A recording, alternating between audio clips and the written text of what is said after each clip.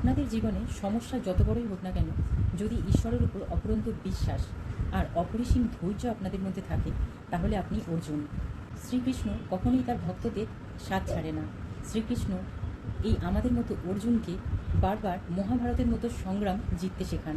পরিস্থিতি আমার যাই হোক না কেন, আমি আধ্যাত্মিক হওয়ার পর থেকে আমি কাউকে ব্লেম করা টোটালি ছেড়ে দিয়েছি। কেন বলুন তো? কারণ আমি যদি কারোর উপর এই দুটো আঙুল এইভাবে দেখাই, তাহলে তিনটে আঙুল দেখুন আমার দিকে আসছে। তার মানে কি, আমার ভিতর থেকে আমার ভুল ত্রুটিগুলো আগে খুঁজতে হবে। আমাদের দোষ কোথায়, আমাদের ফল্ট কোথায়? আমরা কেন কাউকে ব্লেম করব? ভরসা তো ঈশ্বরে রাখবো। আমি যদি সৎ হই, আমার ভরসা ঈশ্বর। আমার কারোর সাথে আমার কোনো শত্রুতা করার প্রয়োজন নেই। শত্রু আমাদেরই থাকে, কিন্তু আমরা কখনোই কারোর সাথে শত্রুতা করি না। কারণ কি, আমরা কাউকে কখনো দোষ দিতে শিখিনি। আমরা যদি ঈশ্বরে থাকি, শ্রীকৃষ্ণে থাকি, তাহলে আমাদের ভালোবাসাটাই প্রাধান্য বেশি পেয়ে যায়। এই সমাজের মানুষ, আপনাদের আত্মীয় স্বজন, বন্ধু বান্ধব আপনাদের একা করে দিয়েছে মানেই যে আপনারা একা হয়ে গেছেন বা দুর্বল হয়ে পড়েছেন, তা নয়। ঈশ্বর আপনাদের আসলে প্রহ্লাদ আর অর্জুনের মতো বানাতে চায়। ঈশ্বর চান আমাদের তপস্যার আগুনে তপ্ত করে উজ্জ্বল সোনা বানাতে, বা বলতে পারেন খাঁটি সোনা বানাতে। আপনাদের বাড়ির চারিপাশে যত বড় বড়ই মন্দির থাকুক না কেন, যদি সেখানে অসৎ মানুষেদের বাস বেশি থাকে, তাহলে সেটা কোনো তীর্থ নয়। আর যদি আপনাদের বাড়ির কাছে চারটে সাধু থাকে, দেখবেন যে জায়গায় চারটে সাধু বসে আছে কিন্তু সেখানে কোনো মন্দির নেই, বা ধরুন একটাই মন্দির, সেটা জানবেন পবিত্র স্থান। আমার শত্রুরা হয়তো এটাই ভেবেছিল যে আমাকে একা করে দিলে সব দিক থেকে, তাহলে ওরা জিতে যাবে। ঈশ্বরের সন্তানদের জন্য কখনো দলের প্রয়োজন হয় না। ঈশ্বরেরও তাই কোনো দল লাগে না। ঈশ্বর একাই যথেষ্ট। অর্জুনকে ঈশ্বর একাই লড়তে শিখিয়েছিলেন, তেমন আমি কখনো ভেঙে পড়িনি, ডিপ্রেস হইনি। একটা মুহূর্তের জন্য শুধু ভেবেছিলাম যে নিজের মানুষগুলো কী করে এরকম হতে পারে, কী করে এরা শত্রু পর্যায়ে হতে পারে। ব্যাস এইটুকুই। আমার ঈশ্বর আমাকে এইসব শিখিয়েছেন, আমার নারায়ণ আমাকে এত কিছু শিখিয়েছেন, এত শক্তি দিয়েছেন, এত মজবুত করে করেছেন। কখনো আমি হারার কথা ভাবিইনি। আমার কাছে যে শক্তি আছে, সে শক্তি এই গোটা চরাচরের পিতা, পরম পিতা পরমেশ্বর। সে আপনারা নারায়ণ বলেন বা শ্রীকৃষ্ণ, দুজনে আমার কাছে একই। তার ভালোবাসা, তার বিশ্বাস, তাকে বিশ্বাস করেই আজ আমার এই লড়াই।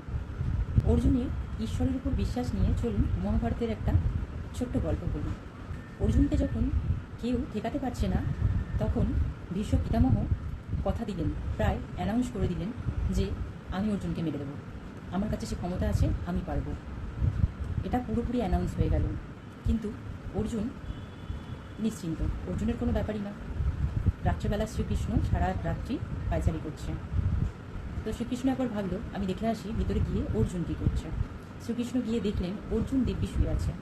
অর্জুনকে জিজ্ঞাসা করলেন, আরে পার্থ, তুমি ঘুমাচ্ছ এত নিশ্চিন্তে? তুমি জানো না পিতামহ কী ঘোষণা করেছে, যে তোমাকে মেরে দেবে?